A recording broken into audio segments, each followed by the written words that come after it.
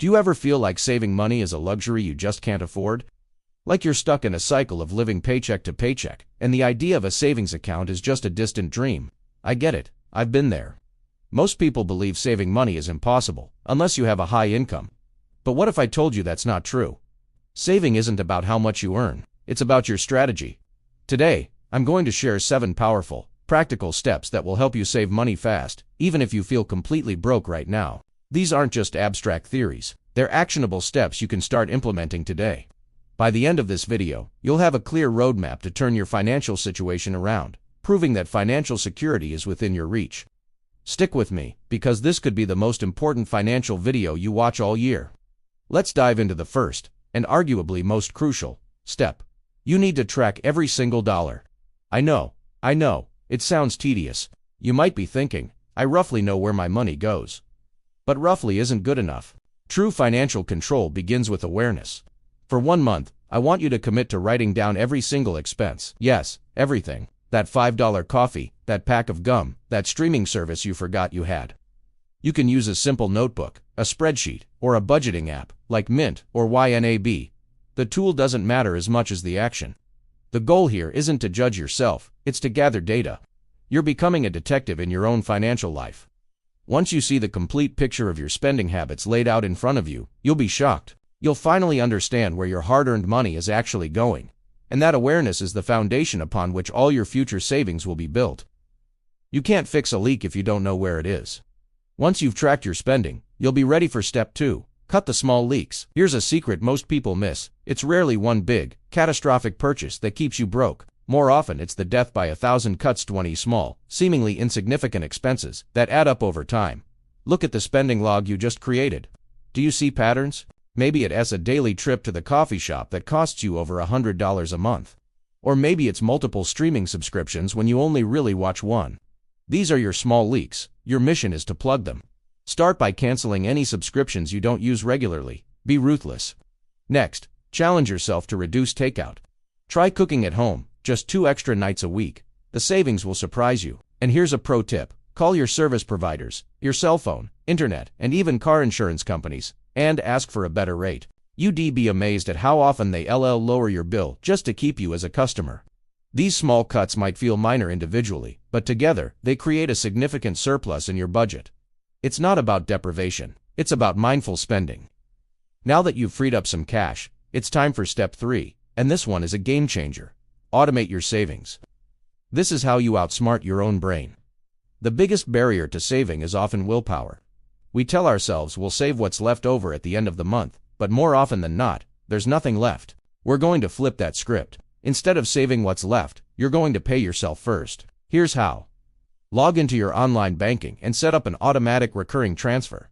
Schedule it for the day you get paid, or the day after. The money should move from your checking account to a separate savings account before you even have a chance to touch it. Start small, even if it's just $20 per paycheck. Start there. The key is to make it automatic. When the money is out of sight, it's out of mind. You'll naturally adjust your spending to the new, slightly lower balance in your checking account. You won't miss it. This single action transforms saving from a daily struggle of willpower into a simple, effortless habit. It's the closest thing to financial magic. All right, ready to take it up a notch? Step 4 is to implement a no-spend challenge. This is a fantastic way to reset your spending habits and rapidly accelerate your savings. The concept is simple. Pick a specific period. It could be a week, 2 weeks, or even a whole month, and commit to spending money only on absolute essentials. Essentials typically mean groceries, housing, utilities, and transportation to work.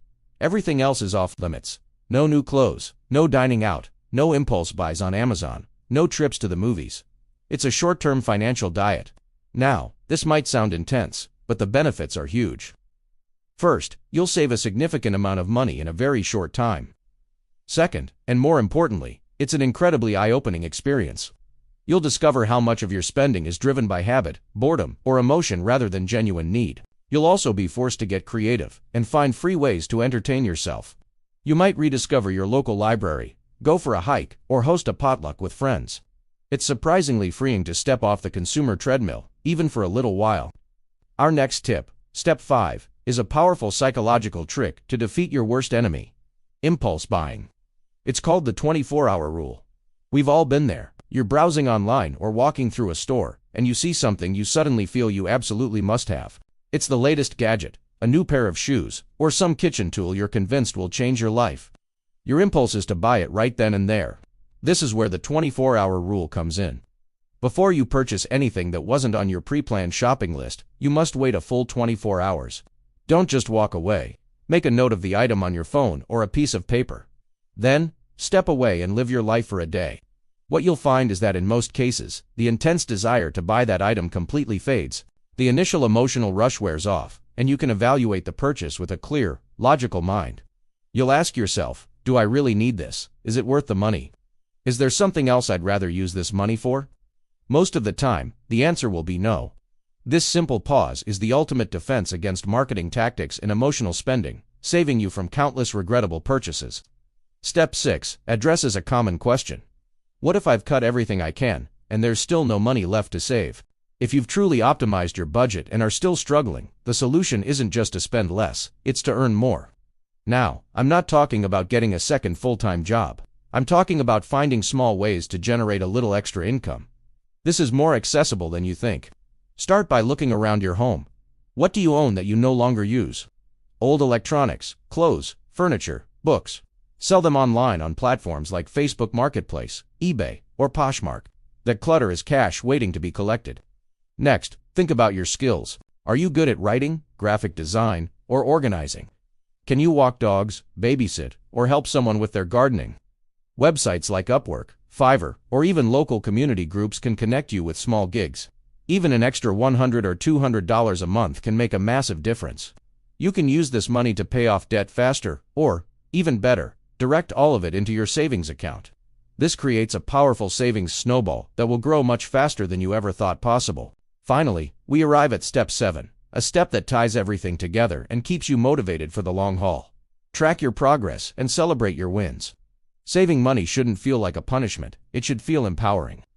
As you start implementing these strategies, make sure you are actively watching your savings account grow. Check in on it once a week or once a month. Seeing that number go up, even by a little bit, is incredibly motivating. It's tangible proof that your efforts are paying off. It becomes an addictive, positive feedback loop. And when you hit a milestone, your first $100 saved, your first $1,000, or maybe you successfully complete a no-spend month, celebrate it. This is crucial. Now, celebrating doesn't mean undoing all your hard work by splurging. Reward yourself with something small and meaningful that doesn't break the budget. It could be a special meal you cook at home, an afternoon off to read in the park, or a movie night with your favorite snack.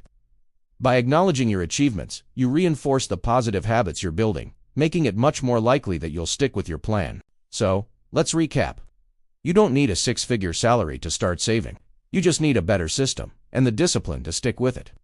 We've covered tracking every dollar to gain awareness, cutting the small leaks where your money disappears, and automating your savings to make it effortless. We talked about using a no-spend challenge to reset your habits, the 24-hour rule to conquer impulse buys, and earning a little extra to accelerate your progress. And finally, the importance of tracking that progress and celebrating your wins to stay motivated. The journey from feeling broke to feeling financially secure starts with a single step. Start small. Don't get discouraged if you slip up. Just get back on track. Stay consistent. The power of these strategies lies in their combined effect over time. You will be amazed at how quickly broke can turn into secure. You have the power to change your financial future, and it starts today. Thank you so much for watching. I truly hope these tips help you on your journey to financial freedom. If you found this video valuable, please give it a thumbs up. It really helps the channel reach more people who might need to hear this message. And for more practical tips on managing your money and building a better life, don't forget to hit that subscribe button and turn on notifications. I'd love to hear from you in the comments below. Which one of these tips are you going to try first? Thanks again, and I'll see you in the next video.